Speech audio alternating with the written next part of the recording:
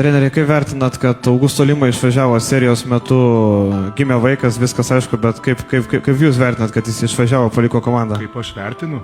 Taip. Tai aš jam leidau išvažiuoti. Bet ar normalu, kad pusfinaliai išvažiuoja žaidėjas vis tiek? O tu turi vaikų. Tai kaip turėsi vaikų, jaunuolį suprasi. Nes čia yra maksimumas, ką žmogus gali patirti. Vau, geras klausimas tikrai. Tu galvoji, krepšinis yra svarbiausia gyvenime. Pusfinalis? O kam jisai yra svarbus? Kuriai? Tu matei kiek žiūrovų. Svarbu? Ar žmogui?